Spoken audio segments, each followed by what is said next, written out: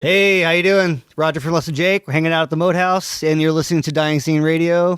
Check it out. Dying Scene Radio. Thanks for letting me come out here to the Moat House. Yeah, man, you're at my studio. It's crazy. Walking up, I realized why it's called the Moat House. There's a legitimate moat right outside, right? Yeah, there is. There's a tumbling creek that runs all the way through Gainesville. Actually, cuts through my whole property here, and yeah, there's a moat. Hey, where are you from originally? Are you from Gainesville? No, I grew up down in Miami. Yeah, I went to high school in Miami. I moved up to Gainesville for school in like '92. Yeah, making me sound old. Yeah. So you moved up in '92. Yep. Originally, are you from? Because it says on Wiki that you're from Brazil. My family is from Brazil. Your family's from Brazil. Yeah. Were you born here I was in born the U.S.? I was born in the States, and we were supposed to go back. But so you could be the president of the United States. Legally, yeah. Yeah. I could. No, I mean, no, it's something I always wondered about, though. Yeah, because it does. Yeah, I grew up Brazilian, man. I mean, it's kind of like the way it was. You know, my original plan, my family's plan was to go back to Brazil at some point, and that just didn't pan out.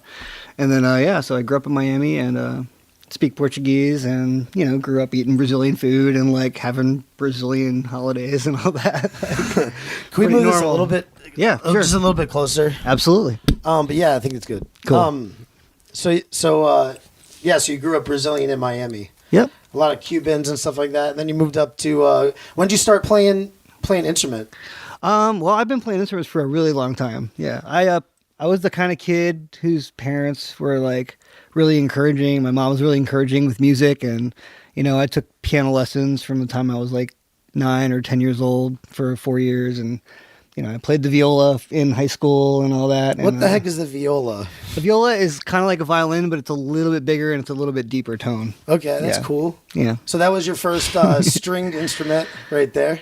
Yeah, actually, yeah. My uncle was in a band when I was a little kid. He was in a band in the 70s. So, what band was it? Well, they were from New Jersey area, and at that time they were called the Future Villains. Yeah. And then they became a band called Jet Lag. What kind of music was it? They were like, punk rock? No, they were like trend, like just like rock, kind of regular, like what it was on the radio at the time, like kind of band. You know what I mean? They were cool. Like I grew up on that stuff, so there was always a drum set in the house ever since I can remember, and my uncle's band practicing and crap like that. So I just kind of was already pretty far ingrained into the thing, even like as a little kid. I always sang in church. I would be the vocal kid, all the time, like because I went to Christian school, Catholic school. When I went to Catholic school too. Yeah, I went through that. Where'd you go to? Nice, fun slice of hell. I went to Catholic school my whole entire life. Oh yeah, I only went for until around 6th or 7th grade, I think. Okay.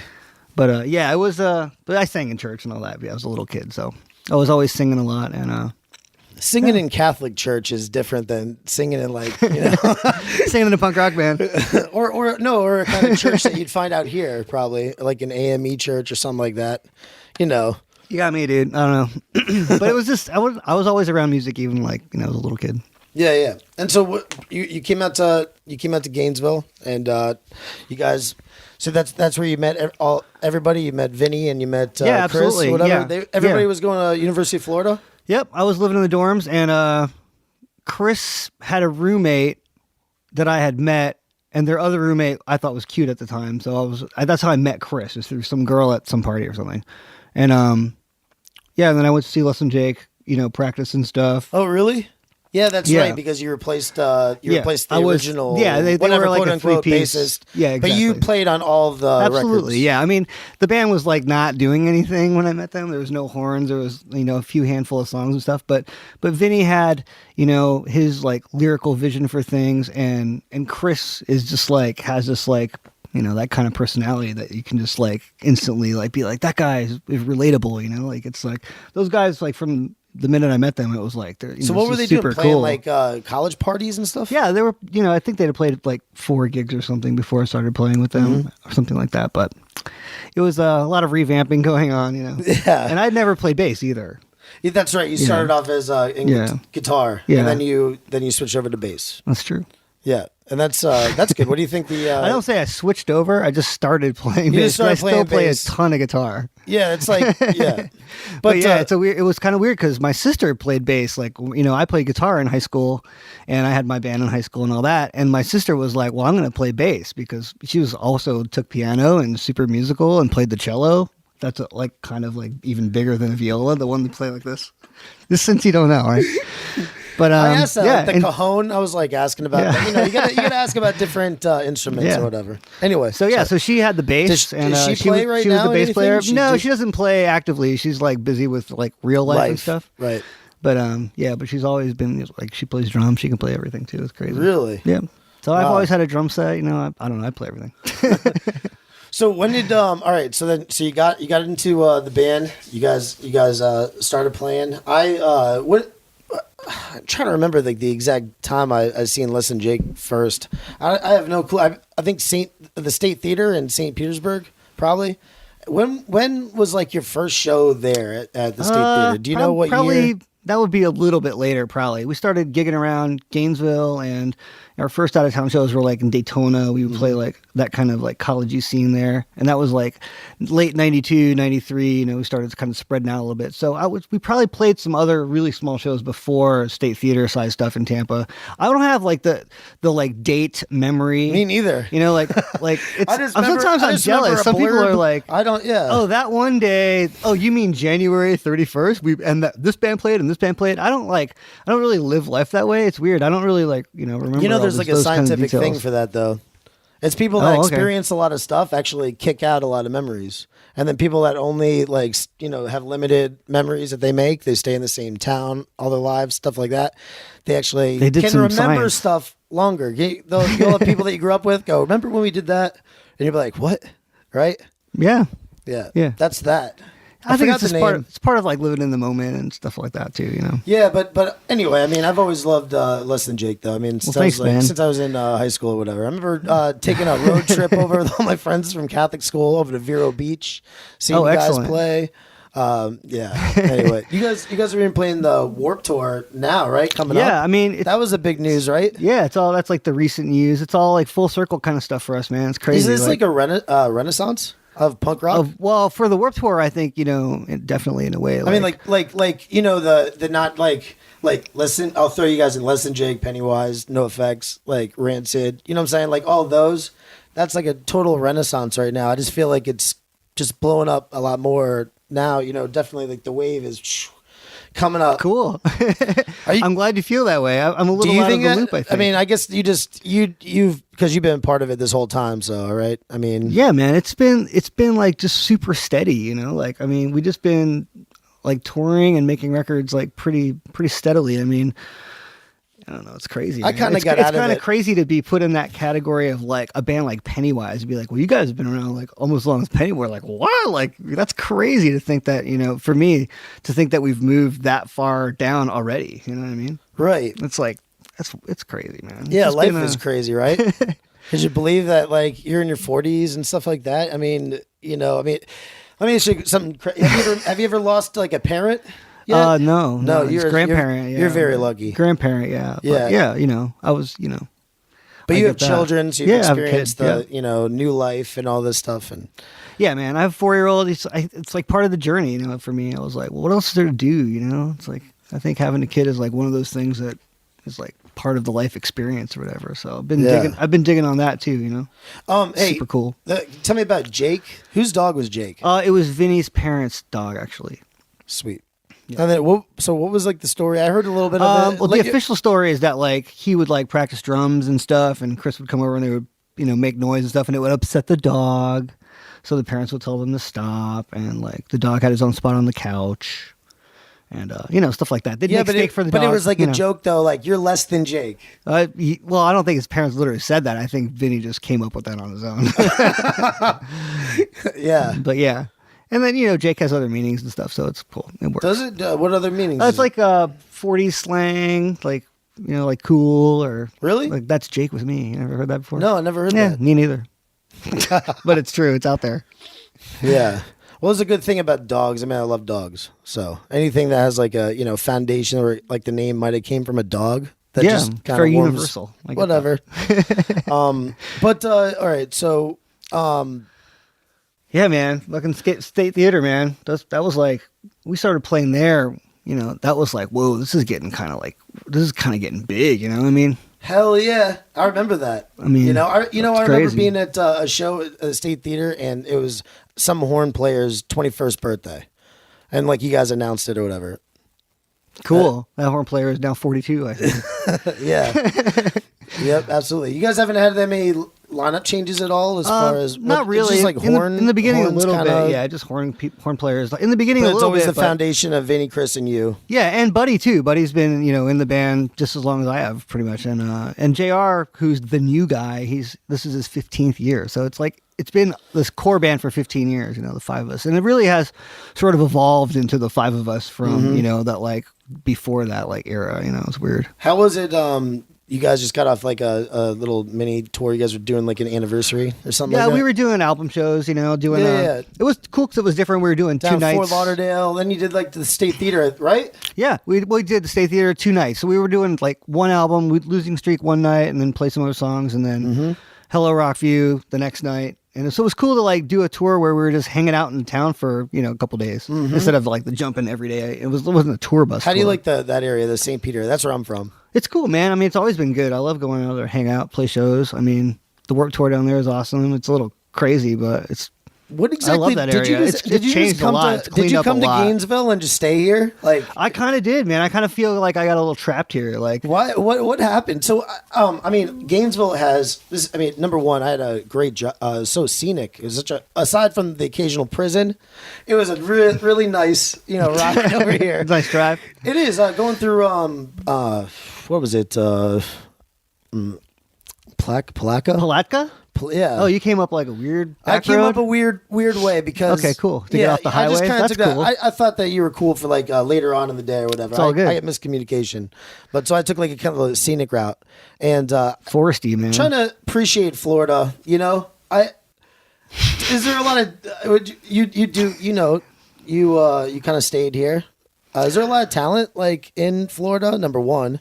I think so. I think there's always been, good bands around. But There's a let lot me of- clear that up for a second, though. I've stayed here, but I leave town for like 4 to 8 months, 5 to 6 months every year. Right, So it's yeah. like I think that if I never left here, I would go completely insane. This is a town that is great to come home to because it's not too humongous, and it's kind of like chill a little bit. There's no highways, It's like Gainesville. It's like.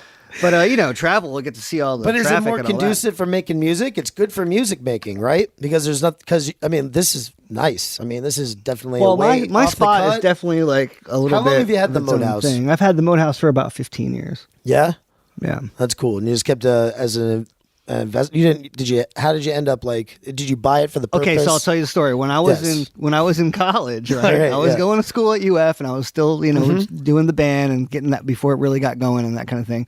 So I was friends with these guys, and they were all like from Tampa area, and they all had like pretty well off parents. They're like the sweetest guys ever. I became super good friends with them. I'm still friends with them today. Well, they all lived in this house.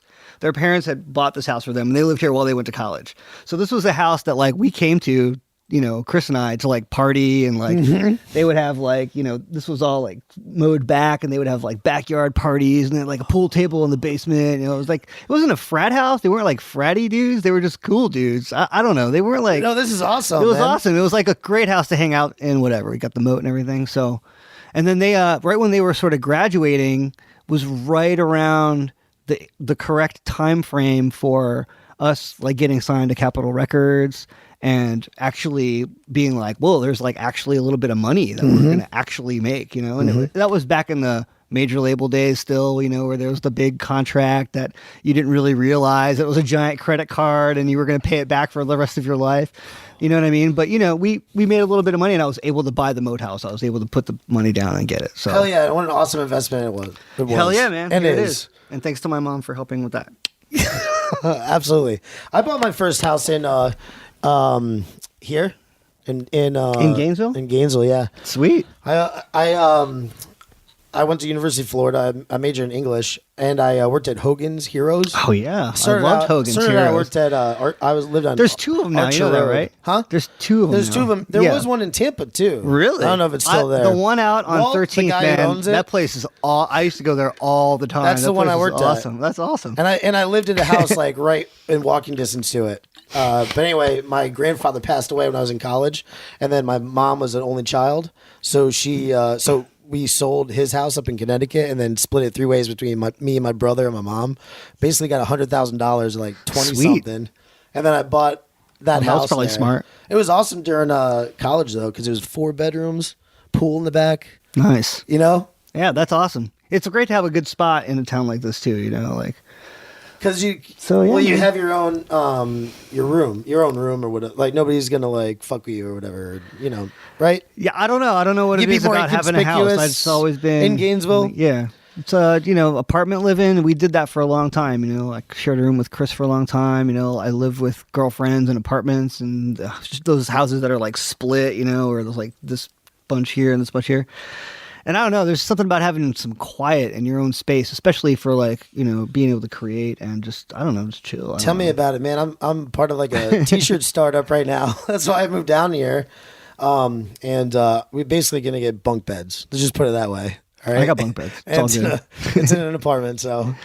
But but that's what you do when you're going after something or whatever, and Absolutely. You do whatever you can to keep costs down and Oh yeah, to man. work It was when we, were first in that era that we're talking about of like back then when we were all living together and we were doing the band like super crazy hard, like full time. It's like me, Chris, and Vinny, and Vinny's girlfriend all sharing a 2-bedroom apartment, and just rent was like $100, $110 or something. But we were playing gigs around Florida and like trying to make it happen and trying not to have to work at those other crappy jobs that we all had. You know what I mean? Yeah. Did you make a decision like you do not want to have a regular job? What did you major in? Yeah. Well, it's weird a little bit. I didn't really expect this to happen in a weird way. It just kind of, I think it was sort of in my bloodstream because I was really studious in high school. I took college level courses and, I was coming to school here to major in chemistry and blah, blah, blah. And I was like really into sciences and like, it was cool.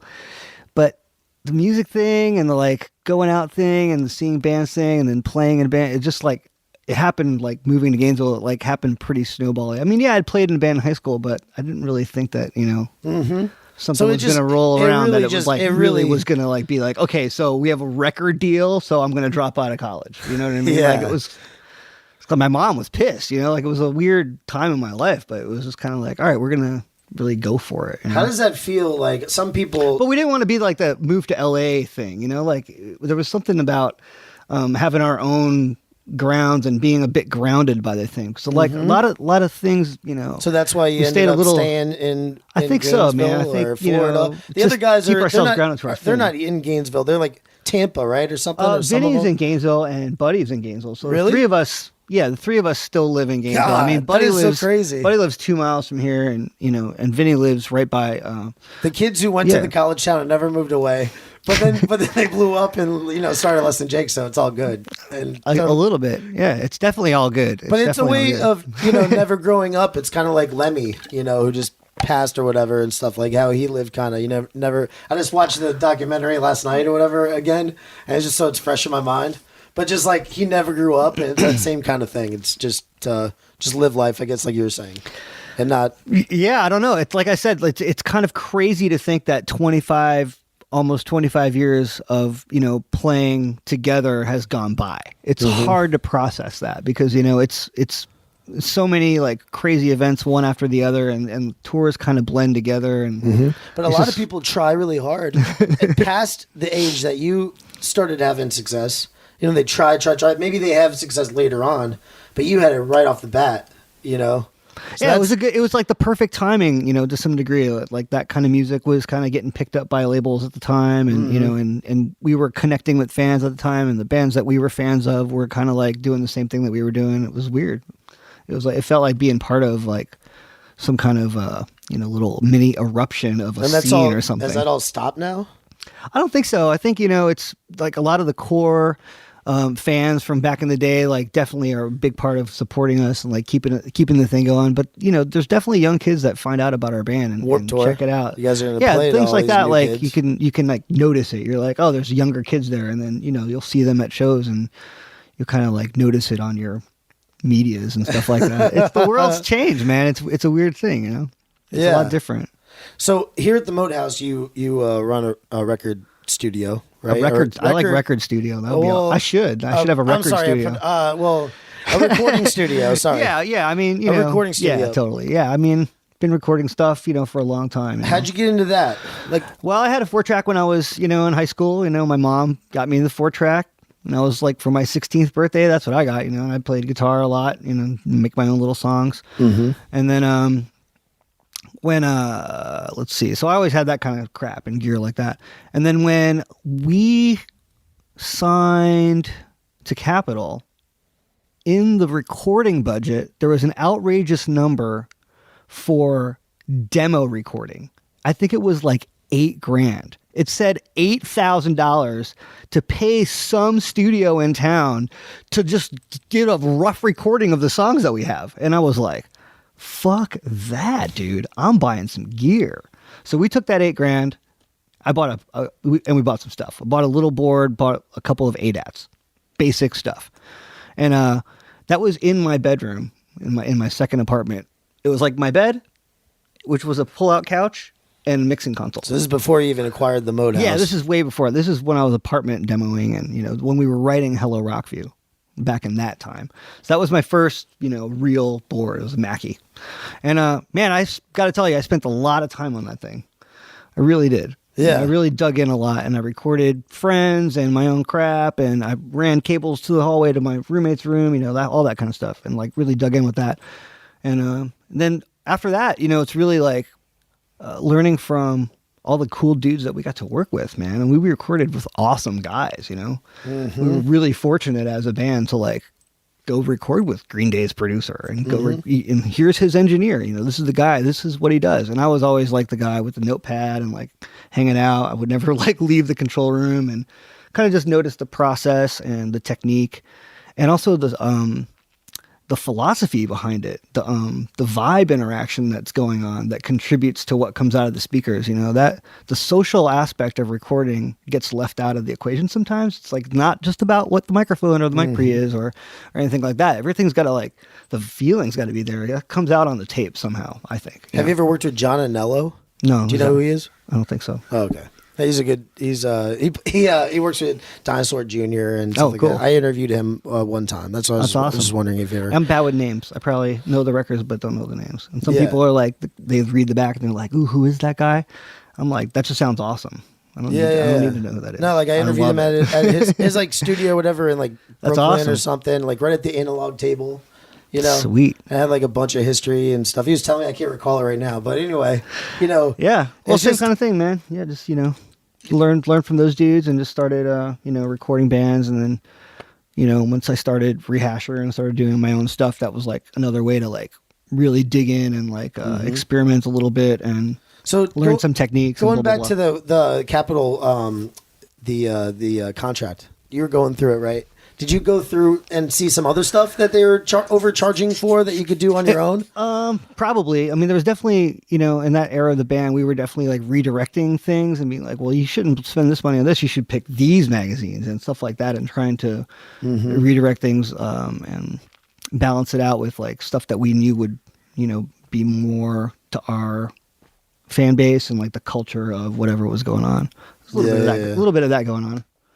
But, you know, we're also like along for the ride too. You know, it was like, this is incredible. It was like, wow, we're recording with Rancid's producer. This is awesome. You know, first record, you know. Hell How can you like, at that time we were super amped You on guys everything. right now, you guys are on Fat Records, right? Well, yeah, our last record was on Fat. Your last record was on Fat. Yeah. Yeah. Totally. So I guess It could be on Fat Again. It But might it could not. be on It just- yeah, who yeah. knows, Whenever you know? you come out with your next record, it could be on whatever, right? It Doesn't- could be. I mean, it's because a you're weird not really. thing. I mean, you're not sure, really it could at be a on point Fat. where you're. We're doing this interview Do right you know now. anybody that works at a major label? Because we will do a major label record if that's what people Why? want. What's wrong you with know? Fat Records? There's nothing wrong with it. You know, it's just I mean, like uh, Face to Face just came out with their new. See, this is the thing though. Like they just put these records out though. They don't have anything to do with the actual recording of it, right? I mean, like the label. yeah. Oh yeah, no. I mean, No, not at all. there's a trust thing going on there to some degree. Like, you know what I mean? Like they know that Face to Face isn't They going to re-release stuff. Yeah, You know, yeah. It's awesome, man. I mean, I don't know. It's just like kind of a. It's not that it's a limited kind of. I want to use the word limited, but it's kind of like, you know, they're not really like really super going for it on any band. You know what I mean? They're not like, okay, let's pony up and like they're not doing that, and that's cool. That's not the vibe, and I get that, and I'm totally cool with that, and I love our relationship. But I'm just gonna throw it in the pile that like if something came up and it was like, hey, there's this kid and he just inherited $4 billion and he's starting a record label and you're his favorite band. Here's $10 million. I'm not going to say that we're not going to, you know, do that. I mean, that would be crazy. They need to do that. It would be great, you know? Yeah. It'd be great. But I don't know. I'm just saying like, it's a great place to be, but we're kind of like, yeah, you know, options are cool. Like we've always been kind of label hoppers in a way. But is there still money to be made in like the touring end of it, and merch sales? That's the only money to be made. Yeah, yeah. I mean, that's how I'm paying my bills. Man. So you're I mean, I'll be always on honest with you. So you're always on the road. Yeah, well, you know, I mean, last year was a pretty busy year for the band, and it was super solid. You know, everything was super great. We did a lot of shows with Real Big Fish guys, and that like is one of those 1 + 1 = 3 kind of thing where the people just show up for it, and it's awesome. I'm fortunate to like be able to do that. Kicks ass. Love those guys. This year we've been more of like in a writing phase and trying to get into new songs and you know, kind of prepare for the future after the Warped Tour, stuff like that. Are you gonna do any shows like in South America, or how is it going down there in general? If I may ask, Dude, I'm get going hit to up. Costa Rica. I'm On Brazilian. the I 13th. get hit up all the time when you come back to South America. When's the let's That's take some in blowing Brazil up down there all now. the time, Like, all the time. really- And we've been there a few times. Been Yeah. there a handful of times. It's just that the promoter situation is pretty sketchy. It's tough to like find the What right if dudes. You know, a gringo like myself went down there and then set up a bunch of Start booking some shows? shows, man. That's what they need, right? A little bit. I mean, there a need you know, for that? I think that it exists, but I think It maybe does we're exist. slightly under the radar of it a little bit. Yeah. Are you aware of Bird Attack Records? Bird Attack? Yeah, Yeah. I've seen that name around. I don't You've know. seen who it that around a is. little Yeah, bit. Yeah, Yeah, because that's a Frontal Rom song. That's why I remember it. Oh, really? Is that where it's from? I don't know if that's where it's from, but it's where it's from for me. Okay, that's for you. yeah, because Frontal Rom is like one of the best bands on the planet. No, I just noticed that he tends to he kind of finds like a lot of talent down in South America. Oh, that's awesome. You know. Yeah, I mean, love touring down there. It's crazy, a little bit hectic, but fans are insane and it's awesome. You know? Yeah. It's fun to go down there and like try to speak my like Portuguese lingo from 20 years ago, you know, because I never lived there or anything like that. I don't know like how they really chit chat down there now. Yeah. I like come in sounding like a grandparent, you know. It's pretty funny. But yeah, man, it's awesome. Argentina, fucking every time we've been there, 3 times we've been there, it's just been just not the hugest show, but like some of the best shows, you know. Good energy, so Yeah. I'm down as soon as it comes up, you know. Cool. Thank you for Yeah. having me out here, man. I mean, Hey, no worries. I guess like I don't know, like what about the bands that you're working with right now? Do you have any projects at all that are like? Well, I just finished one project that I'm You not allowed to work talk with about. somebody. That, But it was a about- really cool record. Is that what you're And I talking can't about? wait for it to come Yeah. out. Morning Fatty. Oh yeah, we Morning have a Fatty are mutual my friend, buddies, right? Yeah, we have a mutual friend, John Pop. John That's Pop. a band I've random like total Craigslist Oh, I know ad another or dude. something. Really? Wait, hold on. Wait a second. Like What? that band, I didn't know them. They like randomly hit me up on like He's a go-getter. John Facebook. Pop. Oh man, you have no idea the stories I have about John. I love him. Really? Oh yeah, he's so excellent, He man. is He is awesome. excellent. I like excellent how human being. positive he is. He always tries to stay Dude, positive. You have no idea. Excellent human being. That whole band has the best vibe ever. And yeah, I've been fortunate to work with those guys. Ran into them. We pretty much hit it off. And some of the most talented cats in Gainesville, I would say. Yeah, absolutely. I think I was in a bar like 2 weeks ago in in Madeira Beach, and we ran into a dude. What the fuck is his name? He's the bassist for Resonator. Resonator? Yeah, you know that's a Resonator? band. That's her. I've seen that band around. They tour in that kind of vibe of bands and stuff. Yeah. Okay. Oh, you don't do anything with them or whatever right now, no? I don't think so. Oh, okay. All right. What's up with Paper and Plastic records out here? That's like Vinny's thing. That's Vinny's thing? Yeah. No kidding. Dying